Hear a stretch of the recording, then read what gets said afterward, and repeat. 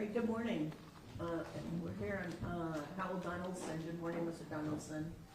Originally set for motions, I hear that's changed. Yes, ma'am. Your Honor, Julianne Holt, Carolyn Schlemmer, Dana Hersey Folgera, Jennifer Spradley, and Katisha Smith on behalf of Hal Donaldson III. Judge, at this time, as you know, this case is a 2017 case, and we have been working on this case since that time. During that time period, we've received well over 45,000 discovery pages. We've had media discovery well over 36 hours. We've had over 8,832 hours of video, 115 separate locations of multiple dates. We had well over 1,000 leads that we had to follow up on. The state listed a total of 346 witnesses, of well over about 216 depositions have been taken. Depositions that were scheduled here in the future have recently been canceled based on what we intend to do today. We have hired several experts. Those experts have opined that during the relevant time period, and since that time, Mr. Donaldson suffers from a mental illness and diagnoses of schizophrenia. He is on no medication at this time. We have spoken to Mr. Donaldson. We have had Mr. Donaldson evaluated since the execution of the plea form, and at this time, Mr. Donaldson enters a guilty of plea to the 4 counts of the information in 2017 CF 017252 with the understanding that this plea will result in 4 consecutive life sentences. This is done in avoidance of the death penalty, which the state of Florida had noticed. We understand that each sentence carries a 25-year minimum mandatory. The plea form has been executed. The DNA form has been executed. The credit for time served has been calculated. And that concludes what we have to offer you today. Mr. Donaldson is present and is prepared to go through the colloquy with the court. All right. Where's the interpreter? Is there a sign language interpreter? Yeah, right here. Just right. More than happy to go through it again, Judge, if you feel it's appropriate. Nope. I'm just making sure I saw a lot of movement over there, so.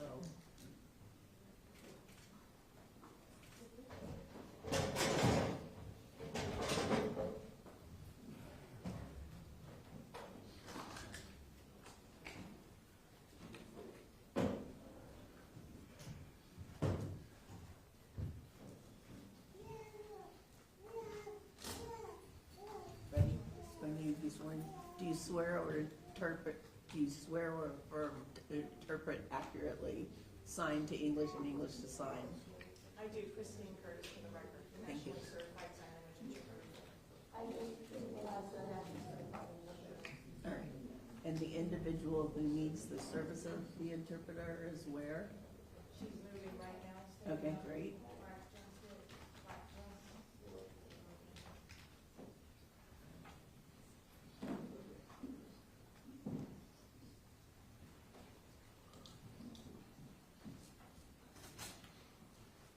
And you all can see her and she can see you.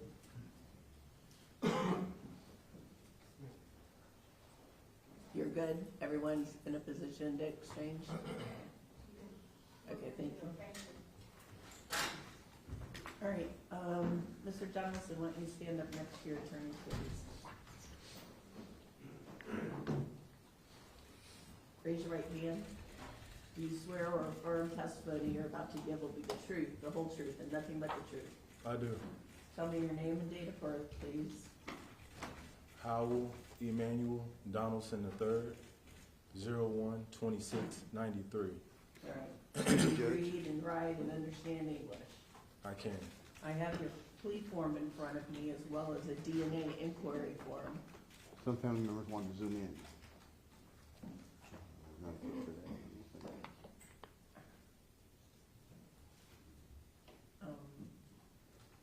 Talk to the state and let, no one told us to have Zoom arrangements, so I don't, unless you all want to set something up with your own computers. No, that's fine, Judge.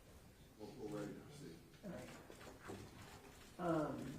Your plea form and your DNA form that are signed by you and most of your attorneys, did you go over and discuss each of those forms with your attorneys? I did. And did specifically in the plea form, did you, read each of the, 3 pages on that plea form? I did. And did you understand each and every one of those paragraphs that explain the rights that you have and the rights that you waive when you enter this plea today? I do. You're charged with 4 counts of murder in the first degree. Each of those have a maximum sentence of life or death. The state has noticed you with an intent to seek the death penalty on each of those cases. Each of those cases also carries a 4-year minimum mandatory. Are you aware of the charges against you? I'm sorry, Judge, it's a 25-year minimum mandatory, What'd I say? a 4-year. Look, 25-year minimum mandatory. Are you aware of that? I'm aware. And do you understand the nature of each of those charges? I do. Did you hear everything that your attorney told me in preparation of this plea about the discovery process and what you all have gone through in preparation of this case when we first started here today? About the number of pages of discovery, the numbers of depots that have been done, all of that. Did you hear all that? I did. And have you discussed all of those matters with your attorneys? Well, we did.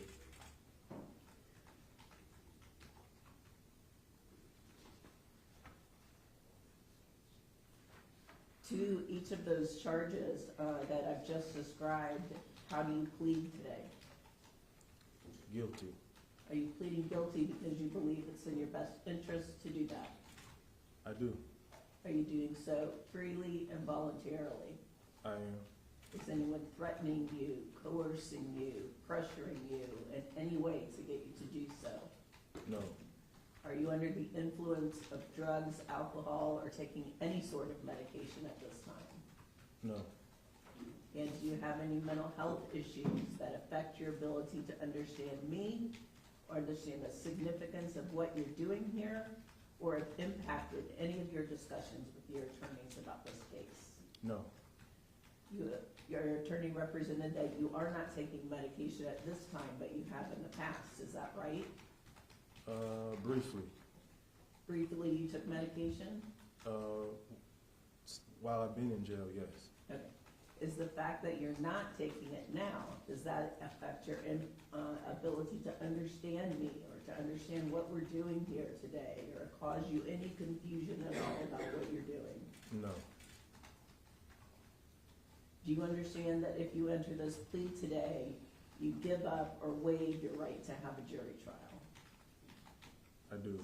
That means your right to have a jury decide both in the first phase of your case whether you're guilty or innocent, and in the second phase, if need be, to determine whether or not you deserve the death penalty. Do you understand that? I do.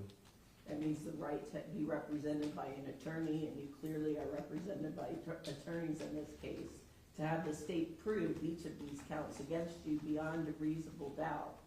The right that you have to present a defense to a jury, to call witnesses in your own defense. The right that you have to confront witnesses and cross-examine them. And the right to have the state, again, prove this case against you beyond a reasonable doubt. Do you understand all of those rights you waive? I do. You also waive your right to appeal any issues relating to this case. If you enter this plea, that means specifically you can't be sitting in prison and deciding, oh, we should have gone ahead with that motion to suppress, or I really wanted to appeal the judge's last decision about whatever. You can't do any of that when you enter this plea. This plea is final, in other words. Do you understand that? I do. And do you understand that you're entering this plea in avoidance of the state seeking the death penalty on each of those cases? I do.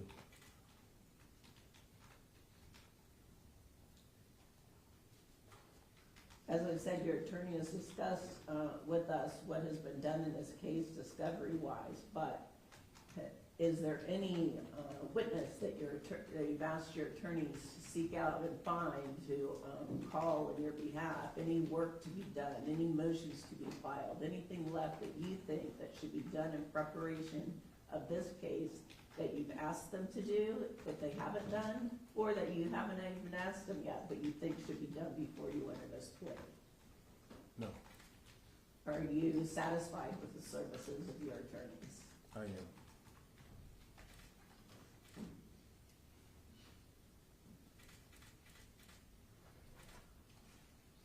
And you understand that this plea agreement calls for consecutive life sentences.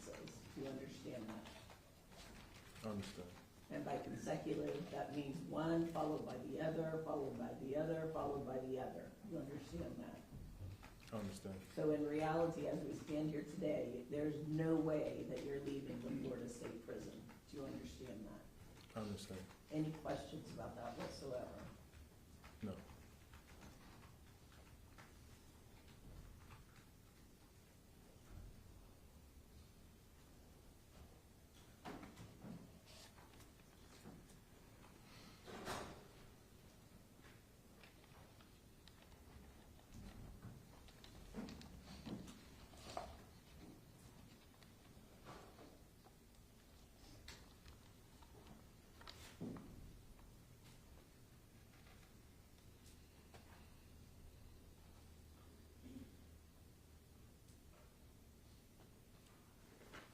And finally, you're entering this plea of your own free will, is that correct? Yes. Any questions about that? No. Have you also had the opportunity to discuss this with your parents, who I know have been involved in your case? I have. Right. And do you need any more time to have any discussions with anyone about this choice you're making here today? No. Factual basis from the state. Your Honor, if it pleases the court, the state would request to utilize a PowerPoint presentation during our factual basis. Sure. Yes, I would prefer to do it. Y'all can have a seat if you want during that. Judge, before Mr. Harmon starts, it's 1,981 days of credit for time served for the clerk.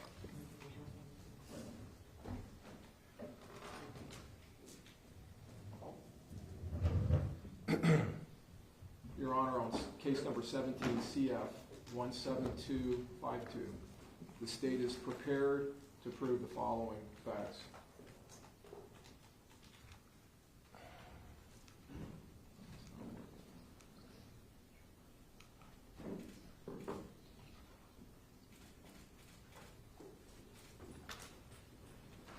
Already having technical difficulties, I apologize.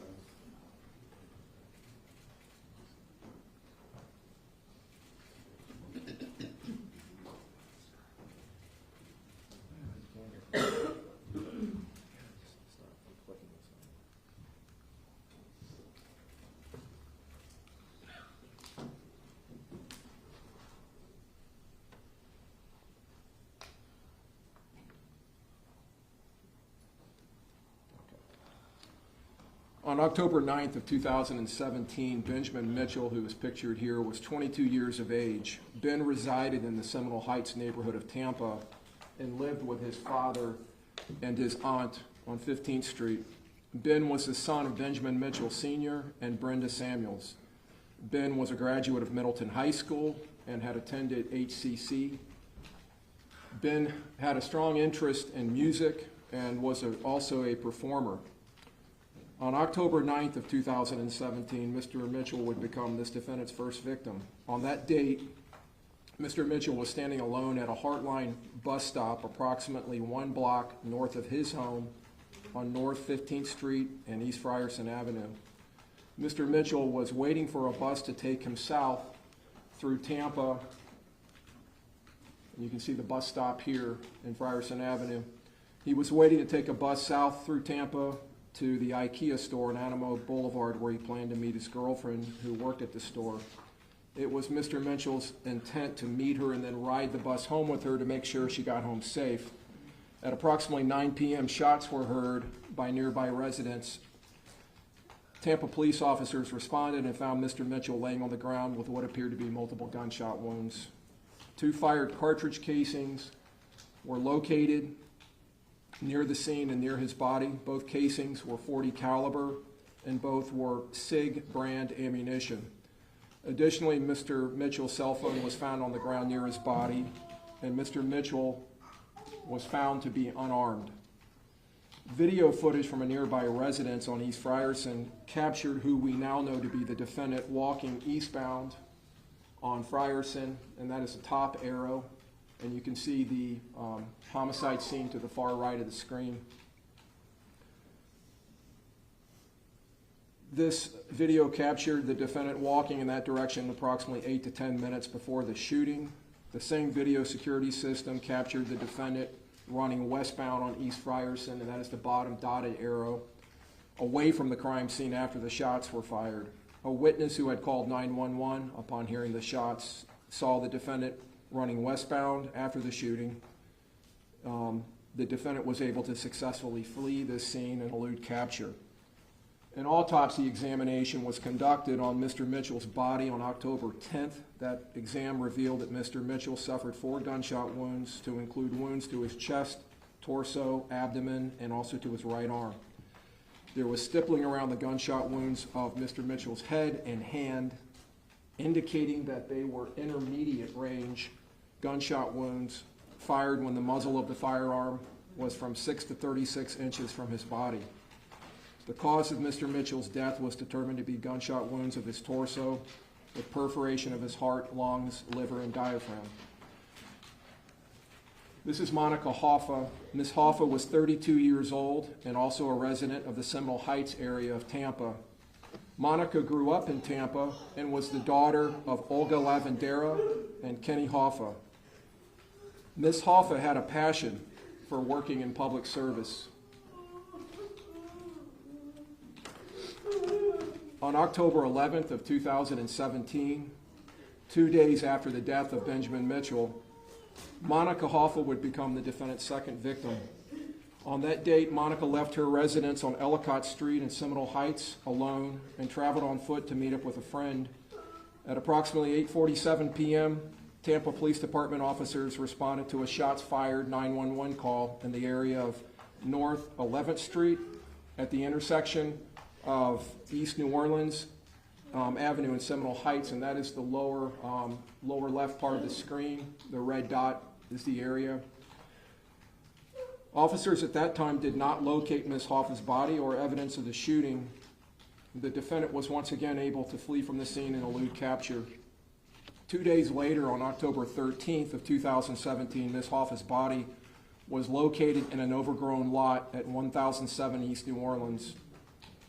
Ms. Hoffa had multiple gunshot wounds to her body, and 5 fired cartridge casings were found in the scene near her body. All 5 of those casings had the same markings and were otherwise identical in appearance, caliber, and brand to the cartridge casings found at the Mitchell homicide scene.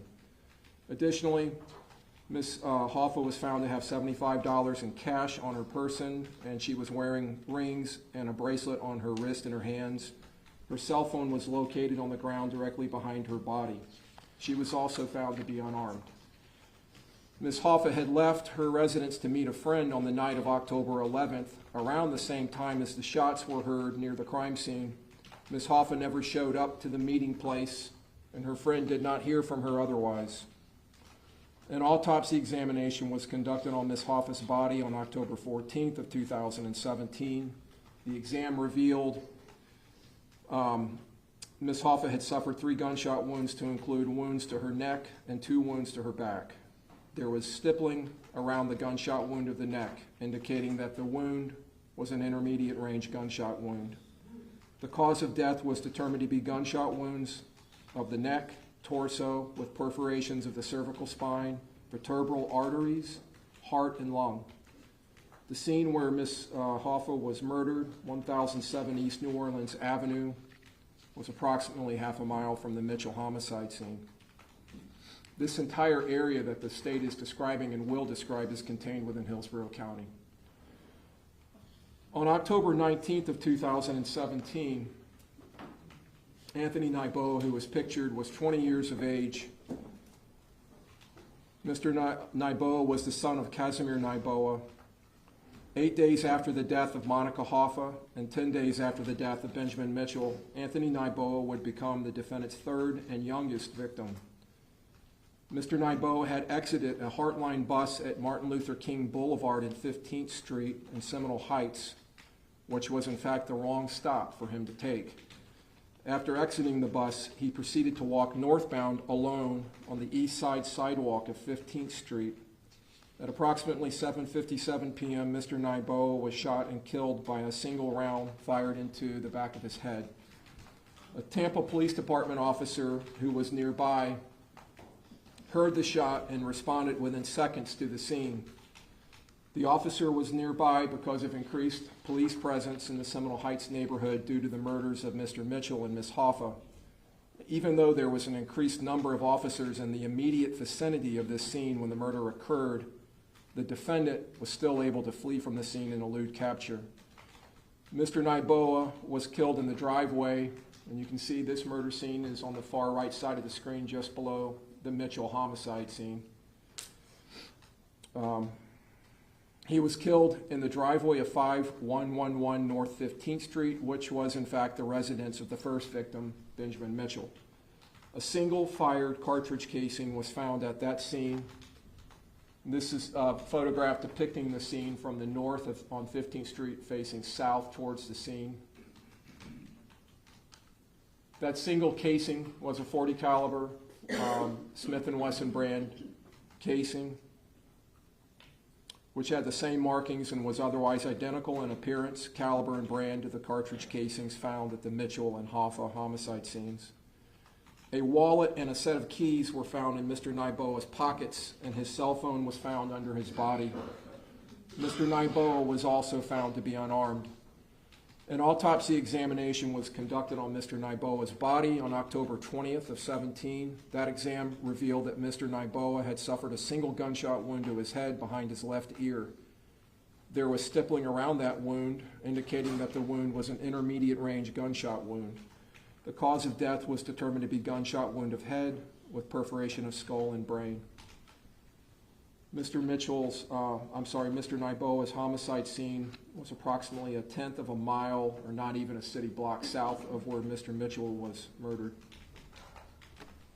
In November of 2017, Ronald Felton was 60 years of age. Mr. Felton worked at the food pantry of New Season Apostolic Ministries. His typical shifts were Tuesday and Friday, starting at 3 a.m. in the morning. In that fall of 17, after the first 3 homicides, Mr. Felton would arrive earlier because he wanted to be there to comfort the people who would start lining up at approximately 1 a.m., waiting for the pantry to open its doors at 7:30 a.m. Mr. Felton would, on November 14th of 17, become the defendant's 4th, last, and oldest victim. On the morning of the murder, Mr. Felton had ridden his bike to work at the pantry.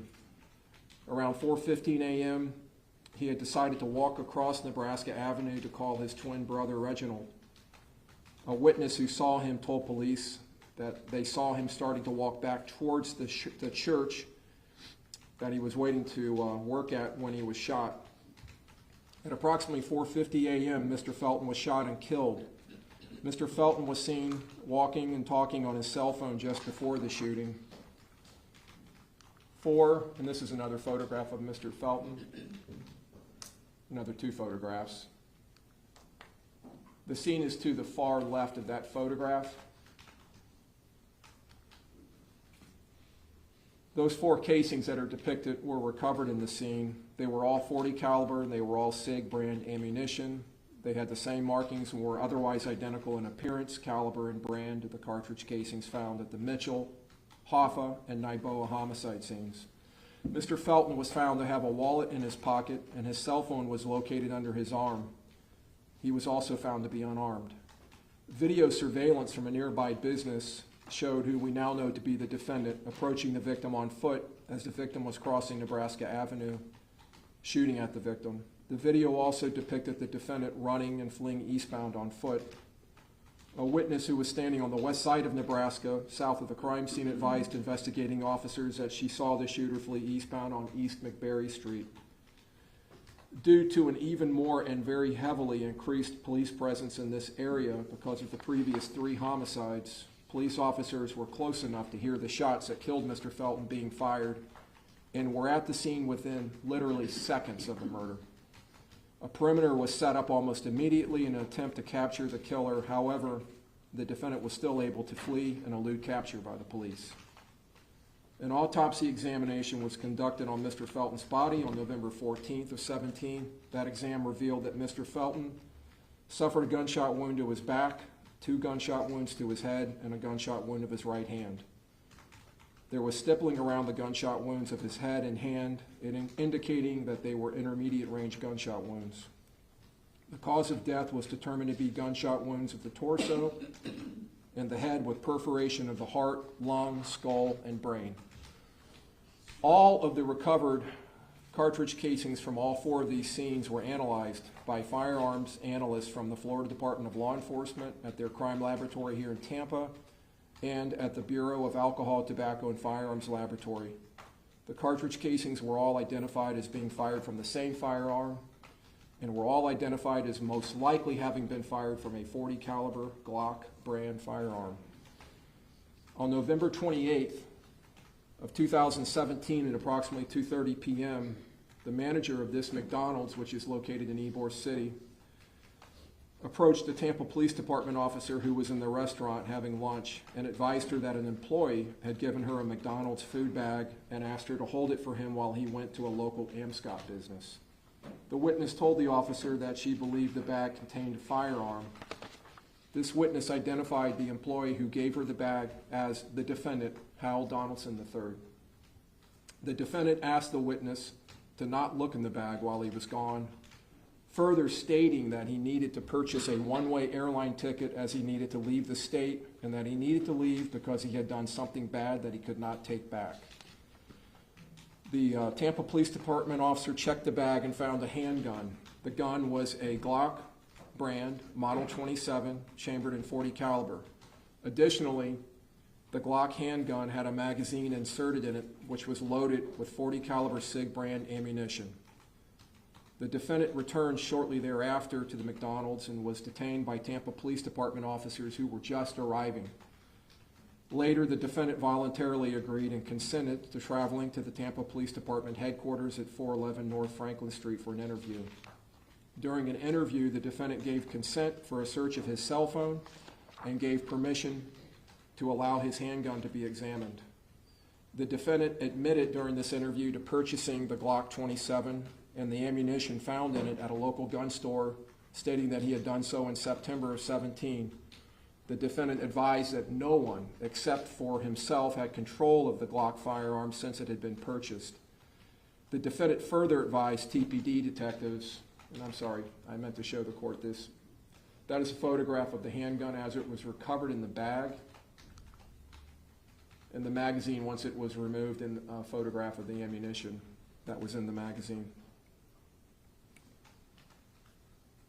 The defendant further advised Tampa Police Department detectives that no one else had control of his cell phone and that he had had sole possession of the phone for the several months before the interview. Additionally, the defendant told the detectives that he was unfamiliar with the Seminole Heights neighborhood and did not have any association with anyone in the area. Investigation of the purchase of the Glock Model 27 handgun revealed that the defendant had purchased the Glock, in fact, on October 3rd of 17, and later had picked the firearm up from the gun store on October 7th, with the delay in receiving the gun being due to the mandatory waiting period. However, October 7th, again, is 2 days before the first homicide in this sequence. Additionally, while in the gun store picking up his Glock handgun, the defendant, evidence determined, purchased a 20-round box of SIG brand .40 caliber hollow point ammunition. The recovered Glock Model 27 handgun was later examined by a firearm analyst at the FDLE laboratory, and a direct comparison was made to the recovered fired cartridge casings from all of the scenes. The firearms analyst determined that the Model 27, the Glock Model 27, had fired all of the casings and was the same handgun. That was the same handgun the defendant had purchased on October 3rd, had picked up on October 7th, and had later given to his manager in a food bag. A search of the defendant's cell phone revealed storage of location data known as significant locations. In an Apple iPhone such as the defendant's, the significant locations feature tracks and saves the addresses of places that the phone's owner is located most often or travels to frequently, such as one's home or work. In the defendant's phone, the significant location stored data had an address in the 1300 block of East Frierson Avenue, literally within feet of the Mitchell homicide scene. It is also within a few city blocks of all of the homicide scenes. The location data for the Frierson Avenue location indicated 3 dates of recorded times and activities at that address. The 3 dates and times corresponded to the dates and times of the first 3 murders as follows: on October 9th between 8:47 and 9:02 p.m., on October 11th between 8:18 and 8:42 p.m., and on October 19th between 7:51 and 7:58 p.m., indicating that the defendant's phone had been to the area of the Frierson location on those dates and times. Additionally, Tampa Police Department detectives were able to obtain call detail records to include historical cell site location use from AT&T, which was the assigned service provider to the defendant's phone. The records indicated that within minutes of the murders on October 9th, October 11th, and October 19th of 17, the defendant's cell phone was utilizing a cell tower located near the crime scenes, and which provided cell coverage to those areas. The state of Florida is prepared to prove all of those facts.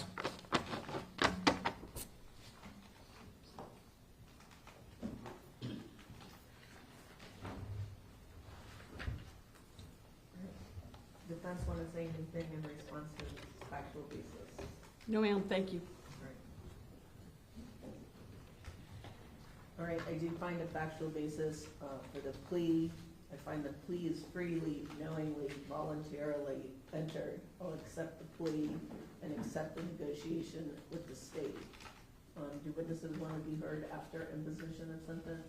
Yes, ma'am, it's my understanding that there are several witnesses. We would ask that once you sentence Mr. Donaldson, that we be allowed to move to the other table to allow the family members to sit where we are. Pursuant to the plea agreement with the state, I'll accept that plea agreement. Sentence you as follows. Count 1.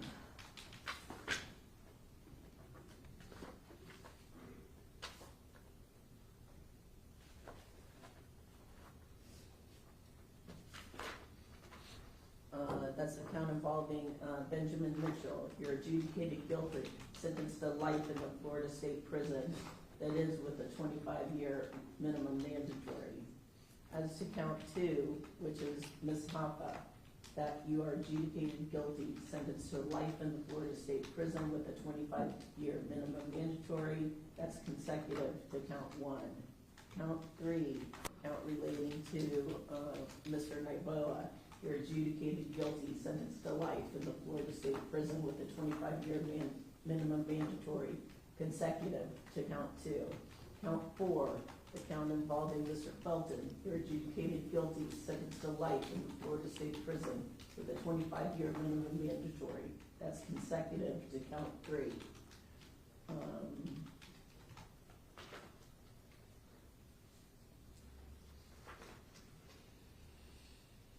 Impose all mandatory costs in the case as a lien. Is the state asking for any additional costs regarding restitution or anything? No, Your Honor. All right. You have credit at this time for 1,981 days. Is that correct? Your understanding of your credit time, sir? Yes. You have 30 days to appeal the legality of this negotiated plea and sentence. Thank you. Thank you.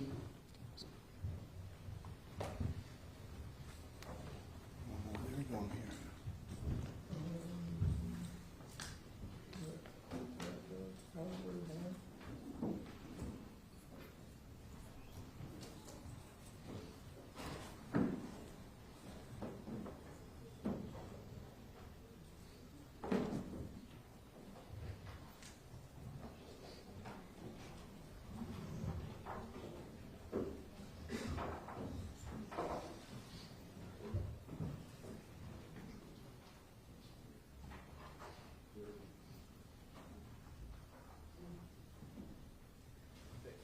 anybody rather be seated in a chair to, or stand at the podium? Okay.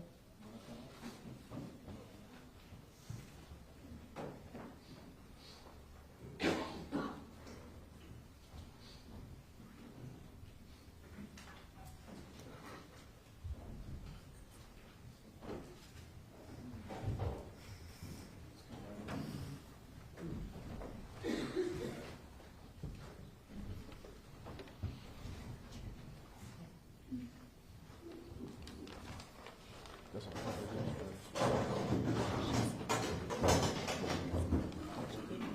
Okay. So the mother, Monica, is sick, and so she designed to overcome, so she has a paper she would like to read for Miss Lavendera. Okay, go ahead and say that a little bit louder so the court reporter can get it.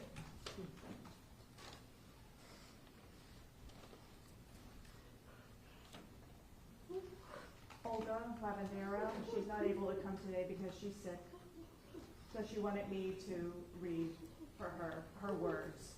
All right, and your name, please? My name is, it's Shelina, Shelina. Renera, A-U, I'm sorry, Reneau. Yes, ma'am. You want her to go first?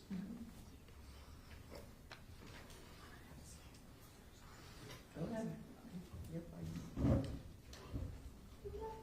To Hal Donaldson, you have a beautiful family, and I had a beautiful daughter, Monica Hoffa, that we cherish, and I know you cherish your family. I do as well. But you murdered my daughter.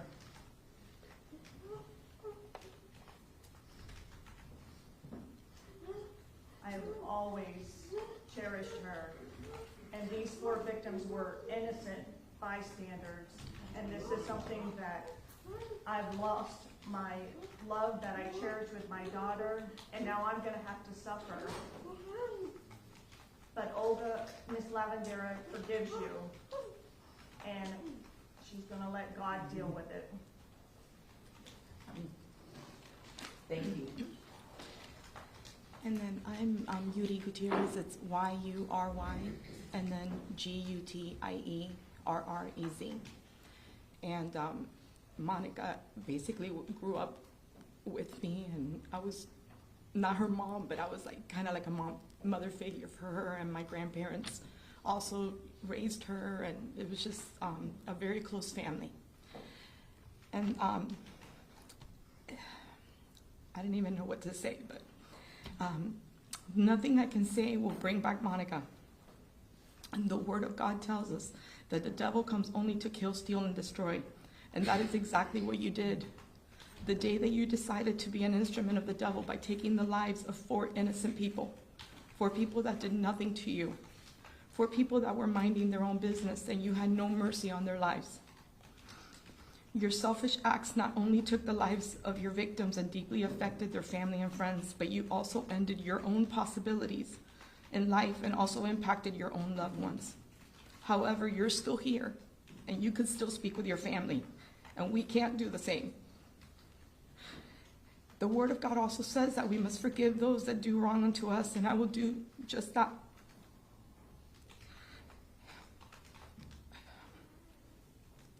All actions, good or bad, have consequences.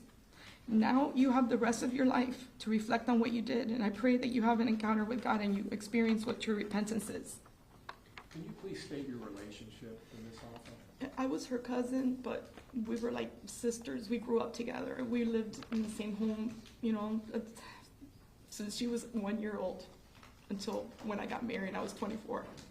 But we were very close. When she had a problem or when she needed anything, she knew I was there, and we were just a very close family. All of us were very close family. Thank you.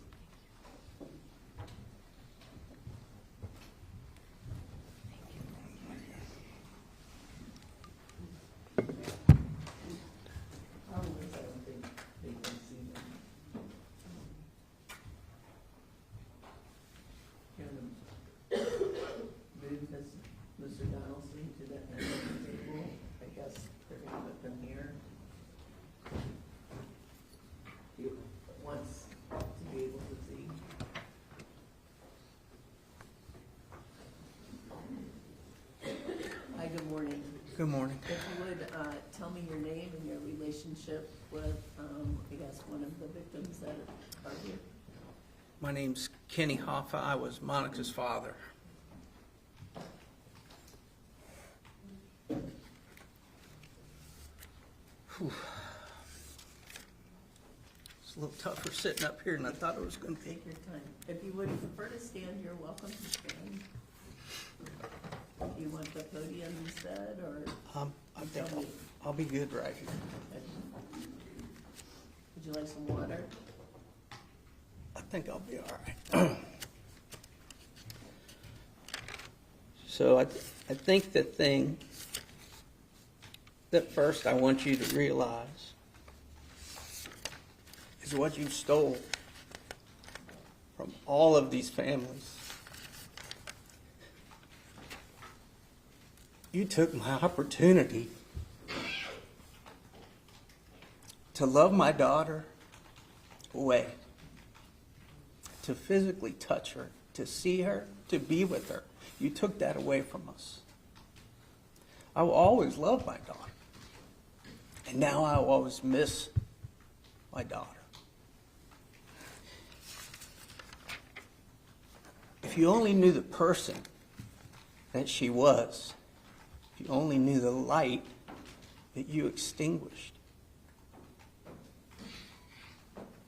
you would be very remorseful. Monica was a wonderful person. She spoke 3 languages. She was a best friend to her mother. She was that link that helped her mother understand what goes on in the world and bridge that gap to the deaf world. You took that away. You took that away from her. Monica was loved by everyone. I don't understand why you decided that you needed to go out and do what you did. There is nothing in this world worth taking someone's life. You took my daughter's life.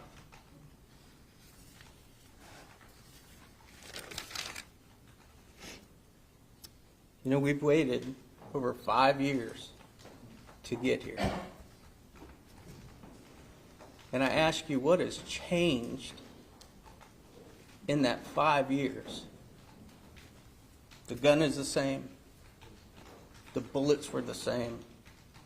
The murderer, you, were the same. But we spent all of this time screwing around when you could have manned up.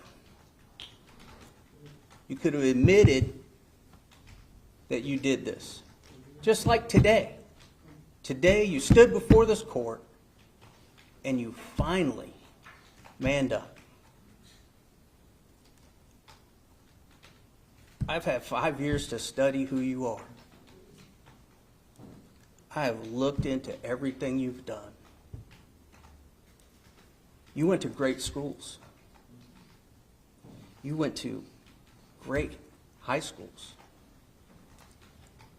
You were an underachiever.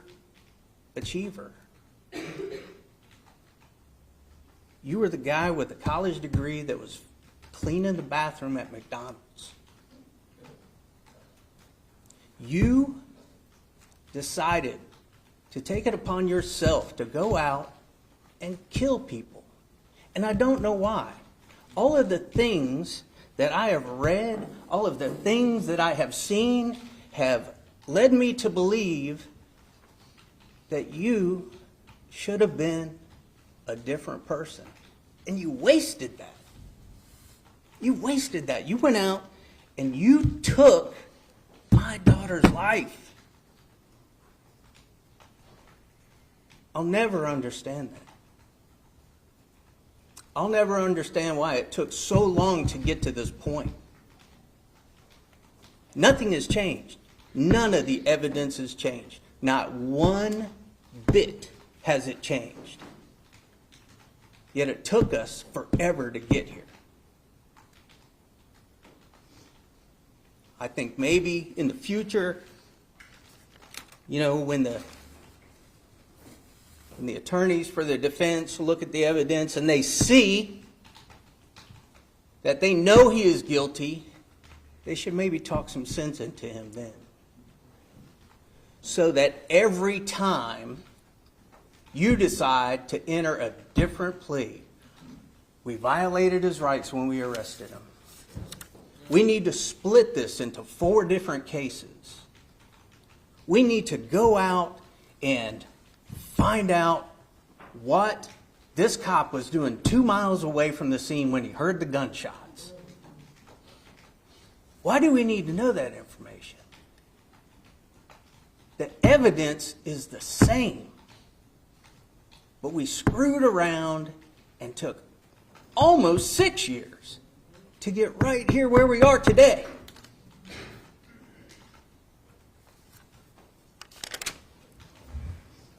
Mr. Donaldson,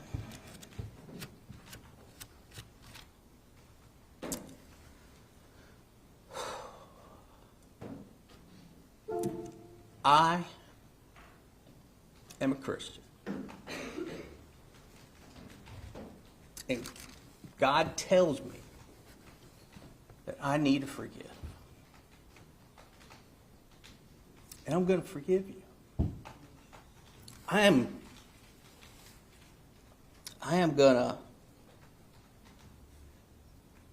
going to forgive you. And I've learned in the last 5 years that forgiveness is not about saying it was okay. Forgiveness is about me saying, I'm going to let that go, but you are going to have to pay for what you did. Amen. Forgiveness is all about letting God shepherd me through something that I can't shepherd myself through. There's been many, many times when all I did was dwell on who killed my daughter. And then when I found out it was you, I dwelled on how can I kill you? Yes. It was killing me. It was killing me. And when I finally saw the light, when God finally spoke to me and I finally let it go, all that poison left my body.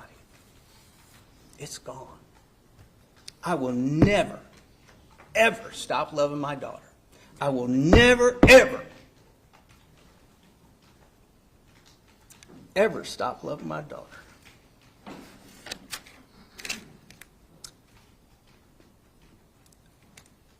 But I did see that there's a tattoo of Christ on your right arm. Maybe you should turn to that. Maybe you should ask for forgiveness for yourself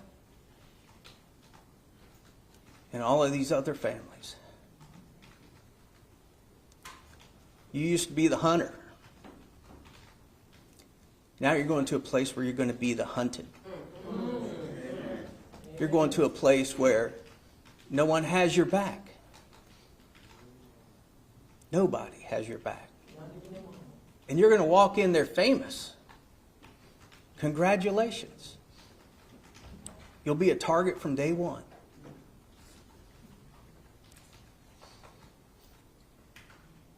And you know, all I wanted for you was death. I did.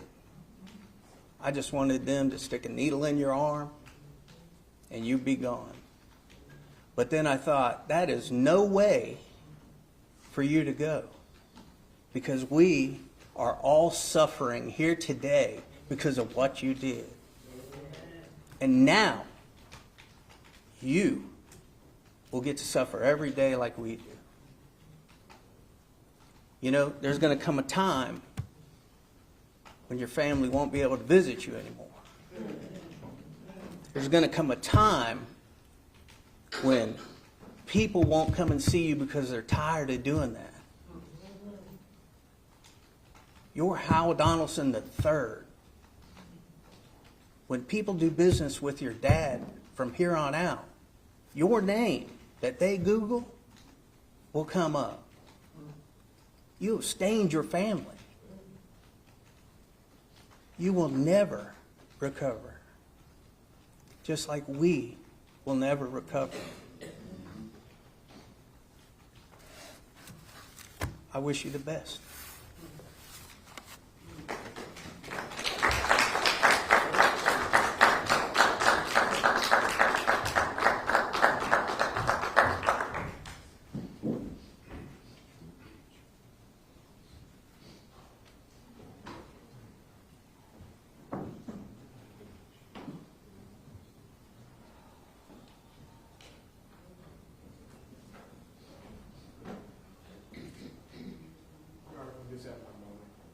Sure.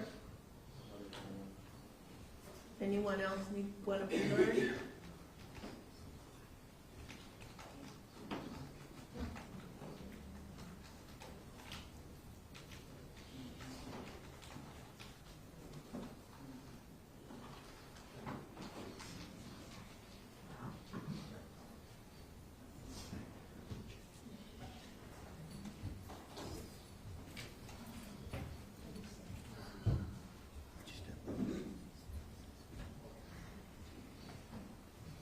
You want to sit down? You're going to stand?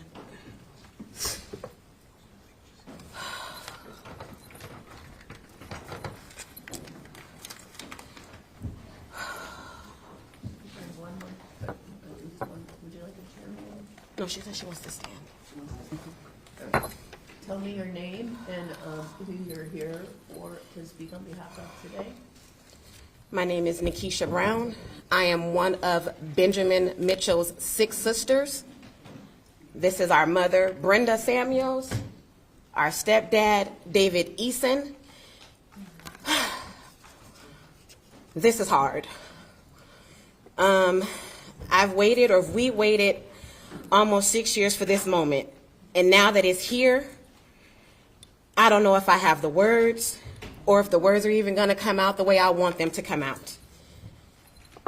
Our brother Benjamin Edward Mitchell, Ben Eddie Banks was his stage name because he loved music. But to me, he was my fat boy. And when I say fat boy, I don't mean in the physical sense. I mean fat as in P-H-A-T. Passionate, honest, ambitious, and talented. And you chose to take him away from us. I remember when our mother, my sister, and myself were all pregnant around the same time. I gave birth to my daughter, who is here with me today.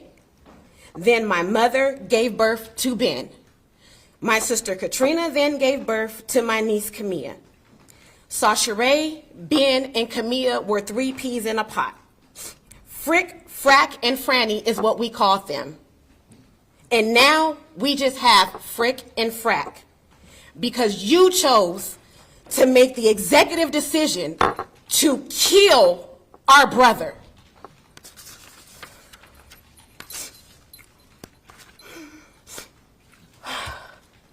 The 3 of them did just about everything together. They protected each other, and unfortunately, Sasha-Ray and Camilla was not here to protect Ben the night you chose to make the executive decision to end his life. I remember as they got older, Ben began to venture off into his music, all kinds of music. You name it, he studied it, he sang it. I remember coming home from work at night, him and my daughter sitting at the computer for hours and hours, listening to just about everything. He would say to me, "Sis, what you know about this, youngster?" And I would say, "You the youngster, I'm older than you." And then as he would say, "Ray Ray, your mama thinks she's so hip and she not." We would just sit around and laugh and laugh and laugh. And now all I have is, I walk through my house, is pictures of my brother, and often stop because I feel like I hear him laughing or talking to me. Him and my mother was very close. He was the only boy of 6 girls. He loved basketball, going to the beach. So now, when I go to the beach, I often take a picture of my brother with me.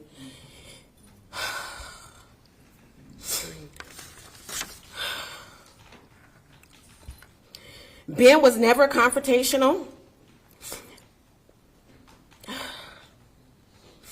because he knew his 6 sisters would step behind him. And that is what I'm here to do today. Is step because my brother has no voice because you chose to take that from him. Walking in here today, I didn't know how I was going to feel or what I was going to feel.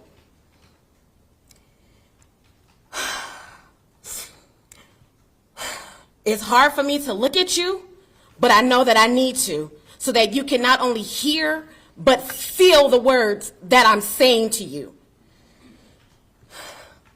I remember when Ben first moved to Tampa, none of us was happy about it.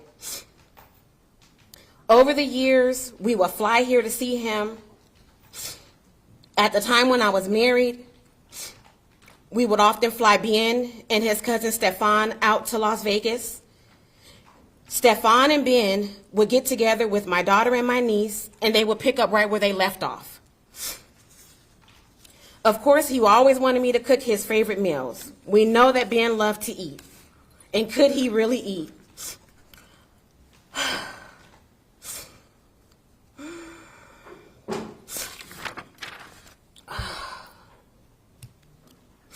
Fast forward to October 9th of 2017.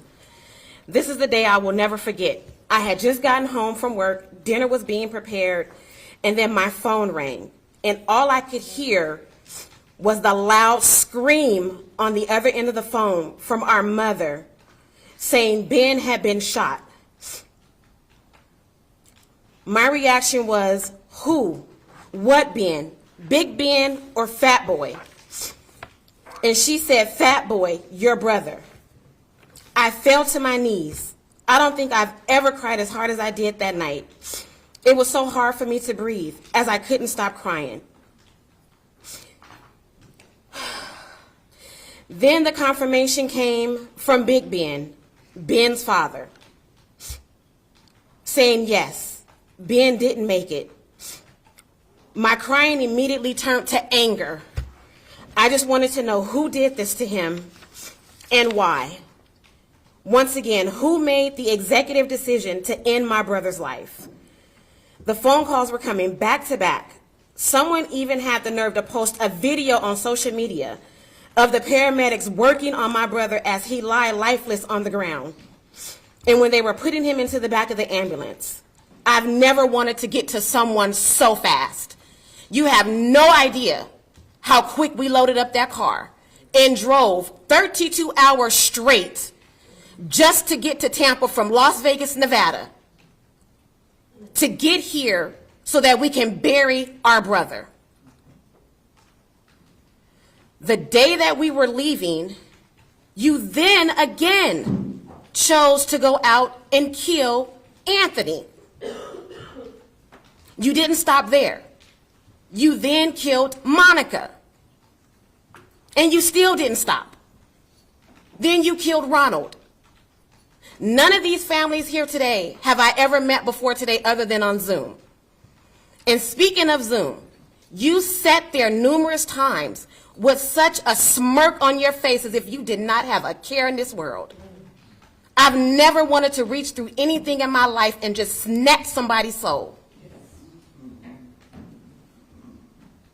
As I look at you today, I don't know if it's pity that you're feeling, if it's sorrow, or if you're just like, it's finally over. It may be over for you, but it's not over for us. It will never be over for us. I don't know why we waited this long, what the attorneys were talking about.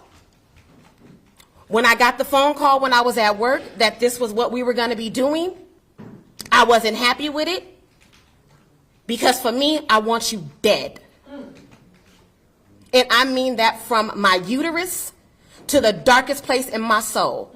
Hate is such a strong word, but I hate you. I hope when you go to jail at night, when you lay in your cell, that you see Benjamin's face, Monica's face, Anthony and Ronald's face. I pray you have not one sleepless night in the cell that you were confined to. And for your mother, I hope she gets that phone call that my mother got. That either you have decided to end your own life or that someone else in prison has chosen to end your life. And also, as a mother, the night the video was released of your son walking the streets, anybody in here that is a mother or a parent, period, both of my daughters and my grandchild is here right now today. There is nobody, there is nothing, there is no amount, no crowd that cannot tell me that I cannot pick my child out. Your son has a very unique walk. I don't know if you were in denial or maybe you didn't see the video. I have no idea what you were thinking. But as a mother, when that video came out, you knew that was your son. Now, whether you had a talk with him or not, you knew it was him. And also, as a mother, I've never seen you before today. But as I walked in here today, the moment I looked at you, I knew you was his mother. There isn't anybody that could have stopped me from reaching out to another parent if my child chose to end someone's life. Just to simply say, I'm sorry. When we walked through here, we walked right in front of you. You could have reached out to my mother. Nothing was to, even if she would have rejected you, you could have did it. And you didn't. You could have even sent a statement to your attorneys, simply saying you're sorry before today. And you didn't. You didn't. I've heard Monica's father and her cousin speak about forgiveness. Baby, I ain't there. And I don't know if I ever will be. And that's just something I'm going to have to take up with the Lord when I meet him. But for right now, I don't forgive you. Every time I want to visit my brother or my mother wants to speak to her son, we have to make adjustments in Las Vegas to come to Tampa to talk to a headstone that ain't going to talk back. Because you chose to go out and kill 4 people. What were you thinking? When you decided that this is what you wanted to do, you could have ended your own life, and none of us would be here today. Amen. Before you opened that door, put your shoes on, put your little green hoodie on that you had on that night, you still had the choice to say, this is not what I want to do. You went out to end someone's life. You could have ended your own. I was just finna say that. But thank you for saying it for me. Excuse me, Judge, may we approach the bench? Yes. Ladies and gentlemen in the audience, keep your remarks to yourselves, please.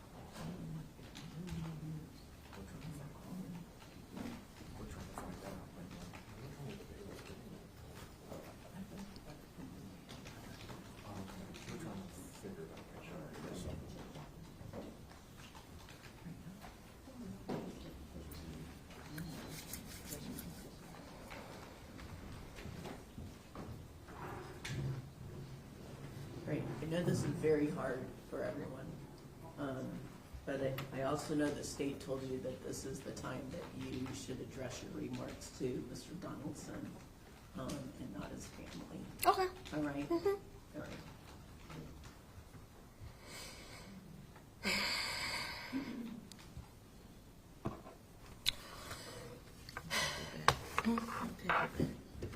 I'm not. It is hard for me to even say your name, so I won't. Again, forgiveness, I'm not there. I'm not there. Maybe after this, I'll get there. But like I said, I'll have to deal with that when my time comes. I wish you pure hell when you walk back into those gates and you enter your cell. Again, I hope every night when you close your eyes, you dream of the 4 people that you killed. And I think that's all I'm going to say right now. Either of you want to say something? Yeah. Yes, ma'am.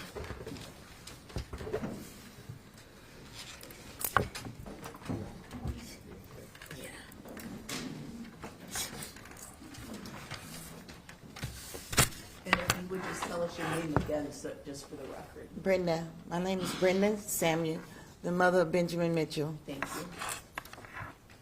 On 10/9/2017, I got a phone call that changed my life forever.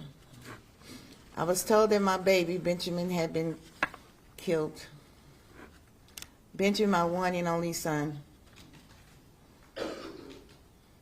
And I asked his dad, why would someone want to harm Ben? He was a good person. He was only standing at the bus stop trying to get home to go meet his girlfriend. And someone walked up behind him and shot him 4 times in his back, which was you.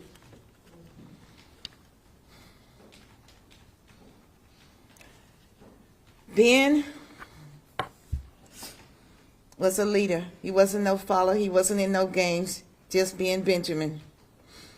He liked to play football, basketball, made his own beats.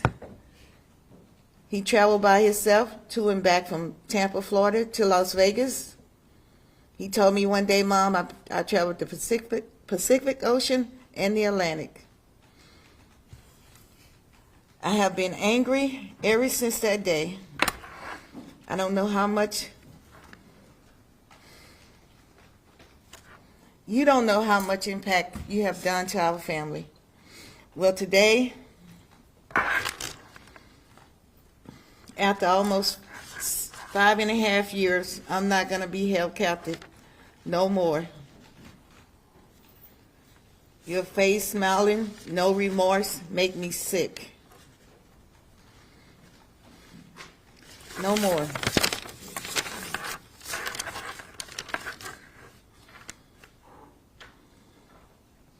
When you destroy someone's family, take it as a loan. It will come back to you with interest. You took away my son and 3 other people. You chose to be a killer. You chose to be a killer. My heart is broken. I pray that you spend the rest of your life thinking about the reason you chose to be the beast, the murdering monster you are. You will never know how much this hurt. This is for all families involved and the everlasting pain it has on us. We have to endure. You said one time in the court, and you told the judge, you feel like a 92-year-old man. Well, my baby Benjamin, he can't feel. How about that? You are a coward, and words couldn't describe what else I have to say, the names I have to call you. I hope your prison stay be a long journey to hell and back. Because one thing I know for sure, you will never enter the kingdom. I have to forgive, but maybe one day, right now, seeing your ugly face, I can't. Thank you.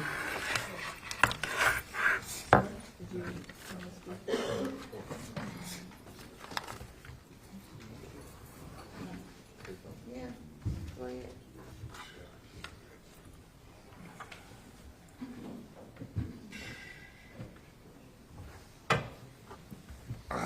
Hello, my name is David Eason, and I'm the that's my stepson, Benjamin Mitchell, and we did not want him to leave, to come to this state, because we knew this state was not good for him. But there was a decision made, and we had already had him set up to go to high school, college in Nevada. But be it as it is, said and done. That's Speak up. oh, Yes. I'm sorry. Thank you. Being as it is, that never happened, and we supported him while he was here. He adjusted well. He did well. Was on his way to be a great young man.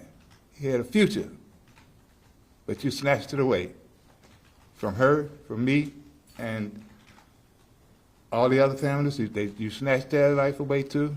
When I see you, and I've seen you on TV, the look on your face makes me sick, because you don't know what you did. I don't know, but maybe you will realize it one day, like some people say, in your cell for 100 years, if you live that long, but I would doubt that. I didn't want you to die. She wanted the death penalty, but I didn't.